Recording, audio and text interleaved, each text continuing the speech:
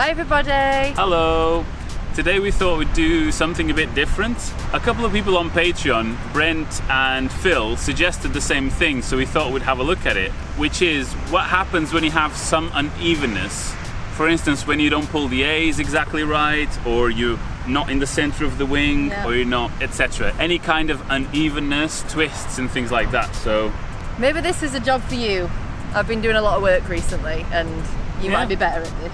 Yeah, fair enough. Yeah, okay. Right, so I think it might be good to start with the A's, where what you want usually is to pull them exactly the same, but what happens if one is slightly more than the other?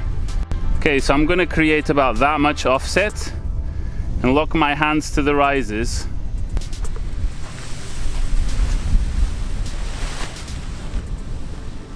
I'm just gonna do that again, see if the same thing happens. And we've got about 50 mil.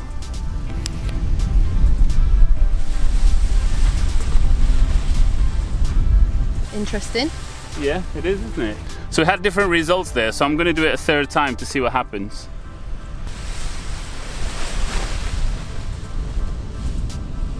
Okay, 3 times, 3 different results. I'd probably say that discrepancies on the A's probably don't have as much effect as the wind or your position in the wing. I'm gonna just try to really exaggerate it to see. Do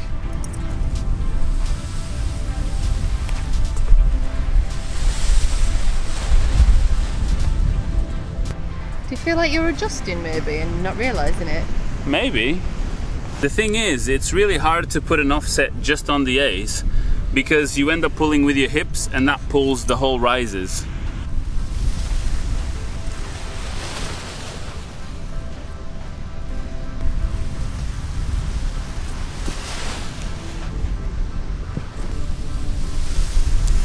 See what I mean?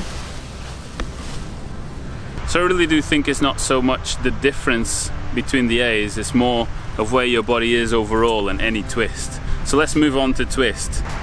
Brakes are still stowed away and I'm gonna try to put exactly the same amount of tension on each one of the A's, and we'll do a straight facing one and an exaggerated one for either side.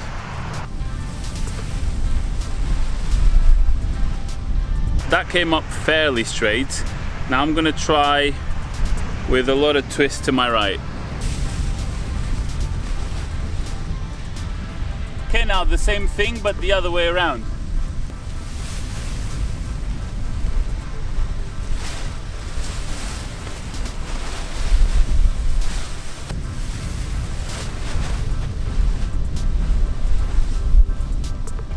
Because those tests seem to be quite erratic, I have a feeling that the position of the wing in relation to where the wind is coming from has a much bigger effect than pulling more or less on the A's or being out of square.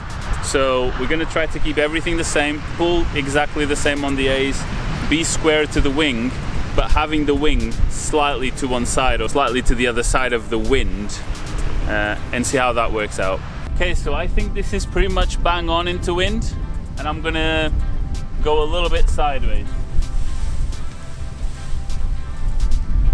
I'm still in the center of the wing, but the wing is not exactly into wind.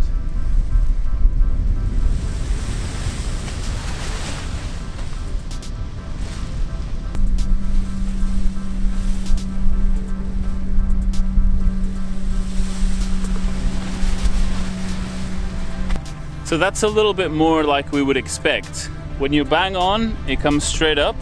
When you're to the left, the right side of the wing catches the wind more, comes up first, and the glider goes to the left. If you're off center to the right, the left wing catches more wind, comes up first, and the wind comes up crooked and goes to the right. Okay, so we've done with the wing not being square onto the wind. What if the wing is square to the wind, but you're not in the center of the wing? Well, I think it's actually a very similar scenario, because if you have a look, I think the wing is bang on straight now, but if I move to the side, it will do that, and as soon as I pull on it,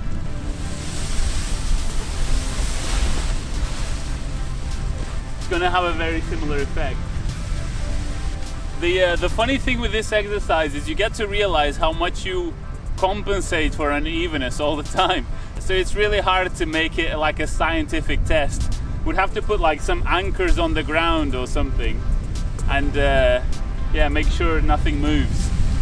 So the next one that I think is quite useful to do is unevenness on the brakes.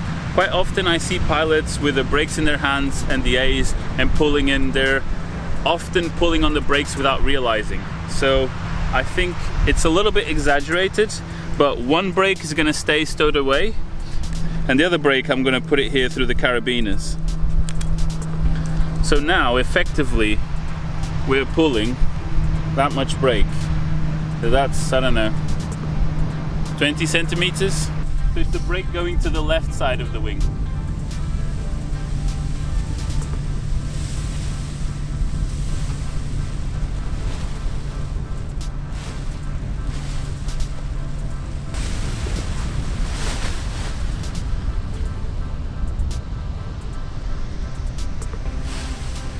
Afterwards. And just for thoroughness, we'll try the other brake. We'll try the other side, yeah.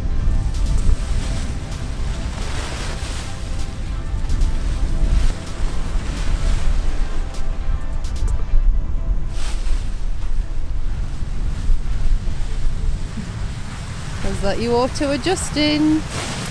Yeah, maybe. It's not as bad as I thought, but maybe you're right. Maybe I'm just auto-adjusting. Okay, so last one. Just to represent if you twist the wrong way, or if you find yourself twisted or twisting scenarios. Usually what you have in reverse launch is one riser on top of the other. Some people do right on top, other people do left on top.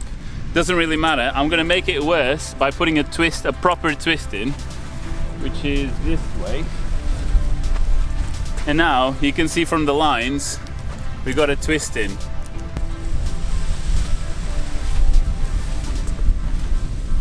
It feels like I don't have a lot of control, because if you look here, the lines are twisted in a way that if I pull, those tensions stay on. So I'm having to control it through all this friction, and it doesn't really work. I try to pull and it stays on and it doesn't pull back, and the behavior is almost like it does whatever it wants. So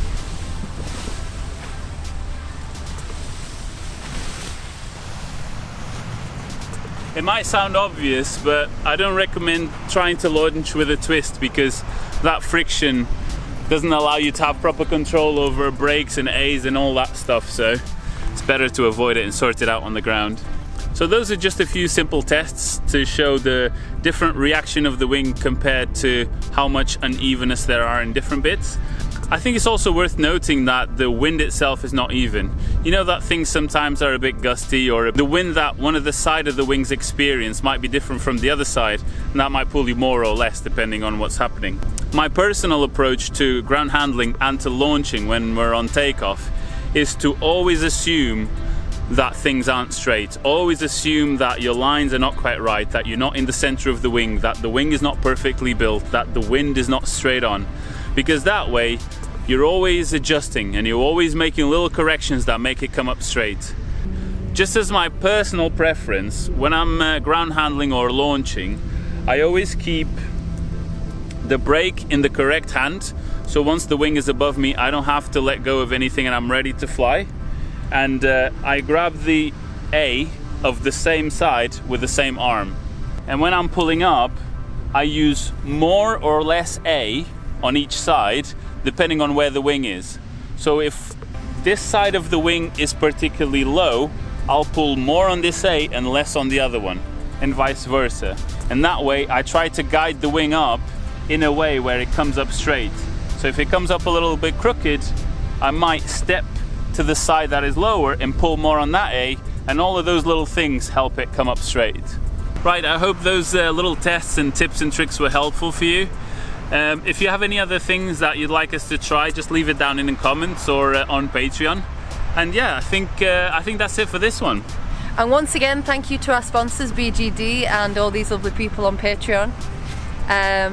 Don't forget to subscribe if you haven't already, and we'll see you on the next one. Bye. Bye.